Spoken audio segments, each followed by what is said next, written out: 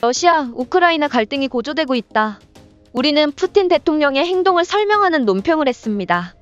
대부분의 사람들은 푸틴 대통령이 우크라이나에 특별군사작전을 가한 것을 의외라고 생각합니다. 하지만 신중하게 평가한다면 푸틴이 단호하게 행동해야 한다고 느끼는 데에는 여러 가지 이유가 있습니다. 2월 24일 이전에는 에마뉘엘 마크롱 프랑스 대통령과 올라프 슐츠 독일 총리의 방문 등 유럽연합 정상들이 다수의 우크라이나와 러시아를 방문하는 등 미국과 유럽연합 EU 측의 모든 외교적 노력이 활발히 이루어졌다. 그 대가로 러시아도 우크라이나 국경에서 군대를 철수할 것을 신호했다. 이러한 외교적 노력이 위기를 진정시키는 데 도움이 되었고 여러 측면의 노력이 결실을 맺을 것이라고 생각했습니다. 그러나 아니요. 크렘린의 결정은 이전의 외교적 노력을 강물에 던지는 차가운 물과 같았습니다. 푸틴 대통령이 그토록 빠르고 갑작스럽게 그리고 깜짝 놀라게 한 동기는 무엇입니까? 아마도 푸틴 대통령이 전환점, 즉 모스크바의 계산에 대한 세계에 대한 답을 만드는 것이 필요하다고 생각하는 시기를 고려할 필요가 있습니다. 첫째, 미국적 요인이 있다. 현재와 미래의 미국에게 베이징은 세계의 미국 전략적 경쟁자입니다. 아프가니스탄 전쟁에서 철수하면서 조 바이든 미국 대통령도 전략적 초점을 인도 태평양 지역으로 전환한다고 발표했습니다. 2월 11일 세계가 우크라이나를 바라보는 상황에서 백악관은 중국의 부상을 억제하는 것을 주요 목표로 하는 새로운 인도 태평양 전략을 발표했습니다.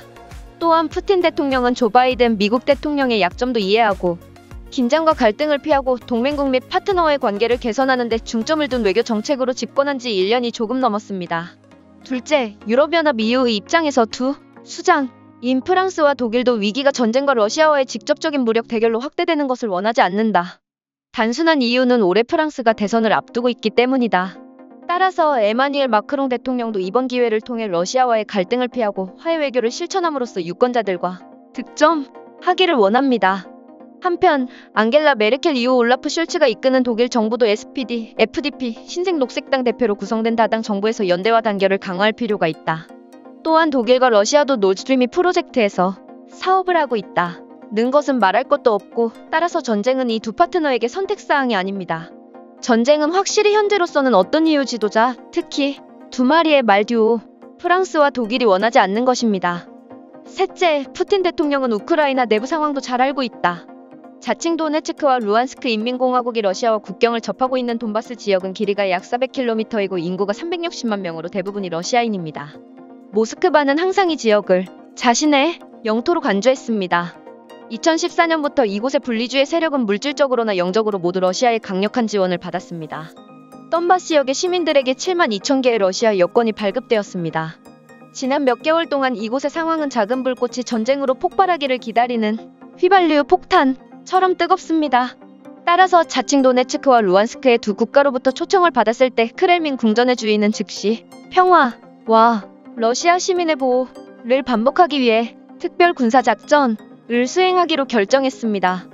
넷째, 그보다 더 깊은 곳에서 푸틴은 미국과 서방에 대한 신뢰를 잃었고 러시아가 여전히 우크라이나를 NATO에 가입시키지 않겠다는 요청에 대한 어떠한 약속도 받지 않았을 때 다른 동유럽 회원국의 군대를 배치하는 것이 허용되지 않습니다. 따라서 러시아가 세계 여러 나라에서 여론의 도끼로 고통을 당하더라도 푸틴 대통령은 확실히 흔들리지 않을 것입니다. 역사는 지난 8년 동안 2008년 조지아와 2014년 크림반도에서 일어난 사건을 보여줍니다. 푸틴이 결단력이 있음을 증명했고 상대방이 되돌릴 수 없도록 신속하고 예기치 않게 결정을 내립니다. 이번에 우크라이나와의 관계에 대한 푸틴의 결정은 유엔 헌장의 규칙 기반 국제 질서에 대한 많은 국가의 신뢰에 영향을 미칠 수 있는 상황 앞에 세계를 두었습니다. 그럼에도 불구하고 국제사회는 여전히 평화적 갈등 해결의 길을 가야 하고 외교적 노력도 계속되어야 합니다. 국제법은 여전히 존중되어야 하며 당사자들은 갈등의 평화적 해결을 위한 중요한 도구인 외교의 핵심을 포기해서는 안 됩니다. 또한 국제사회는 폭력과 무력 충돌에 대해 지속적으로 목소리를 높여야 하며 특히 무고한 사람들의 생명과 재산을 보호해야 합니다. 그래야만 평화가 회복되고 법이 존중될 수 있습니다. 시청해주셔서 감사합니다. 재미있게 보내십시오. 최신 비디오를 계속 받으려면 구독하십시오.